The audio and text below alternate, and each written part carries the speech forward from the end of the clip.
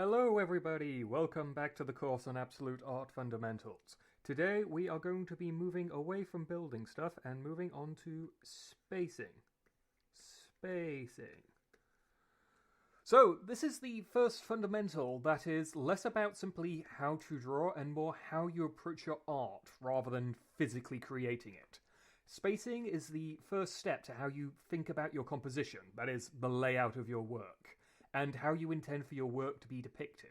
It's not how to draw per se, but how you should be thinking about your drawing. So first off, what do we mean when we say spacing? Well, spacing refers to one of two things. We have positive spacing and negative spacing. And what do we need about these? Well, they're basically the opposite of each other, so let's just bring up an example. So if we bring up a little guy here, and we get rid of this here. So when we refer to your positive spacing, you refer to the subject matter itself. So in this particular case, the positive space would be the guy himself, his subject matter, his actual form. The negative space would essentially be all of this area around him here.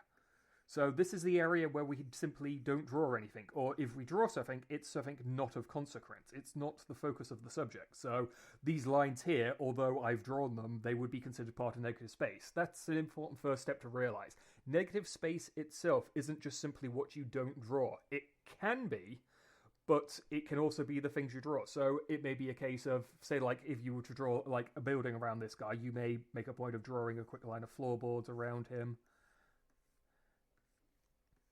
And you may draw walls, and maybe even a picture in the background of some kind.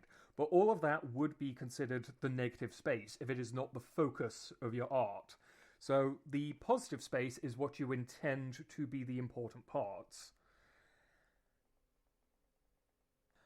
And this can be the confusing part of spacing when you first get into creating a composition. You may think to yourself, well, every part of the picture is something that I have intentionally created. I haven't just, drawn those floorboards without thinking about it. I've put effort into them, and yes, that's true.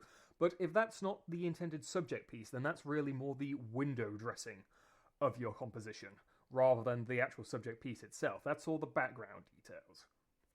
So how can you use spacing in a piece? We'll go through some of the basic ways you can use spacing here, and we'll start off with the notion of distance and size. So I'll just create these two houses here, and as you can see, they are just two very simplistic houses, and they just look like they're just sitting there in the middle of the page. Nothing special about them whatsoever. But if we move them here into the top corner, and then add here, suddenly you can see very quickly we've created a sense of distance. So the man here is clearly much larger than the houses, and we know that people tend to be quite a bit smaller than houses. So we now know that these houses are in the distance, and we've used spacing to accomplish this. The negative space between them suddenly implies a much greater distance than is actually physically there on the page. The man takes up a lot more of the page than the houses would, and we would expect, from a visual perspective, that the houses would take a lot more space up than the man would, simply because houses are usually bigger, and so the fact that they are smaller and he is bigger, they are not small, they are very far away. Another way spacing can be used in your piece is to show the importance of a particular subject over other subjects. If I get rid of these guys here, if we bring back our little man again, as we can see, he is the sole subject on the page, and so therefore he is the most important part on that page. He is where our eyes are drawn to, simply because he's the only one there. But if we were to suddenly give him a crowd, suddenly he is less important. He is in the center and he is clearer, but he is just simply one of many, and so he is not as important. Suddenly the subject of the matter becomes all 7 of these characters at once. However, if we then take 2 of them away, you can suddenly see that his importance returns again, as he has the negative space surrounding him, and he is one by himself, as opposed to the 2 by themselves here. So, although these people here are still present, with one simple change, by adding negative space around him, he is, again, made clearly the focus of the piece, by placing him in the center as well. Now, one problem you can have when setting up the composition of your work is understanding whether or not you've used spacing correctly, and this can be difficult, especially when you're in the middle of things and you're drawing away, and it's like you're 3 hours in and suddenly you may take a step back and it's suddenly a case of, whoa, I'm not quite sure if I'm using spacing correctly, guys. Is it clear what the subject of my work here is? And there's a simple test for that, and it's called the silhouette rule. And if I take this piece here, This is a composition by the artist John Sloan called South Beach Bathers. And as we look at this here ourselves, we can pretty much tell what the subject of the piece is. The main focus of the piece would be this woman here with a hat, but now it could be that as you're drawing this, you're not quite sure yourself, because you spent so long staring at the piece of work, whether or not you've truly depicted her as the subject of the piece. And so the silhouette rule can come into effect here. So all you'd have to do is just imagine her by herself, and this is definitely easy with Photoshop, but if you were to do this with traditional media, maybe there would be other ways you could do it. Maybe you could just kind of like put a piece of tracing paper over your work and just draw it out, and you just basically make the silhouette.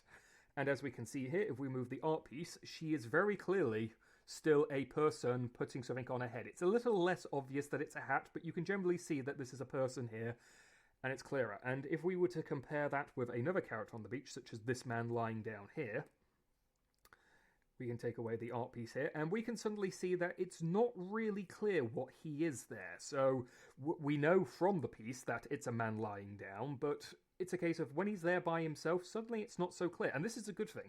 This isn't bad. It's not, if all of your characters were super clear and defined, you could lose what's intentionally meant to be the subject piece. So it's a case of if this man was perfectly drawn and like just clearly defined, and same with every single character here, it would be less likely. Instead, we're left with a situation where the clearest member is the person who's most clearly defined, and the people around her become less defined as the piece moves away from the subject matter. And you can do this with your own work. If you've got a tablet, you can just digitally trace the silhouette over them on a separate layer, or use tracing paper if it's in real life, and you can kind of tell clearly where your subject matter lies, and the spacing of the work helps define that. So let's go on to a few quick exercises you can do regarding this. Now, I would suggest if you're slowly getting used to the idea of spacing, to keep your work simpler. I would say limit it to squares and circles and triangles, just so that you've clearly got a mental idea of how this works. So for this exercise, I would recommend drawing just basic shapes like your squares, your circles, and your triangles, and then try and help stress the importance of one of the shapes over the others. So you can make this circle seem more important than the squares by simply including more squares. If you have a collection of squares just all jumbled up together, and a collection of triangles all jumbled up together, then suddenly the circle stands out by itself. And in a similar line, if the circle is the biggest piece on the board, suddenly that gives it an importance compared to the others. So play around with this essentially. Try to create a sense of distance. You can use spacing to help give yourself a sense of 3D perspective by having some items further away and some items larger, based upon our perceived notions of them. You can make some subjects less important than others by crowding them together rather than having them stand out by themselves. You can also use different shapes to help create certain effects. So if I very quickly get rid of these.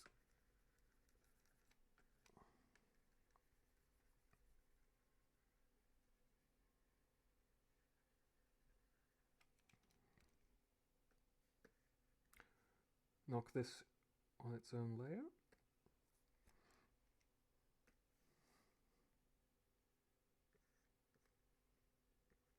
And I can very quickly create a group of people here. As you can see, I'm just basically making a bunch of people in the circle all together.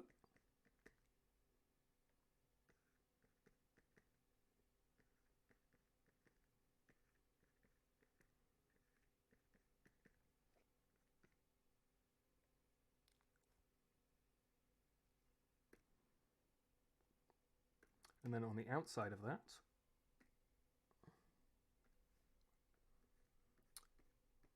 I create a bunch of scary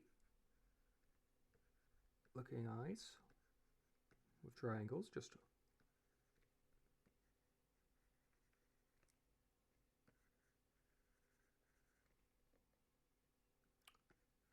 all staring down at them. Very quick and very simplistic, and just give a bunch.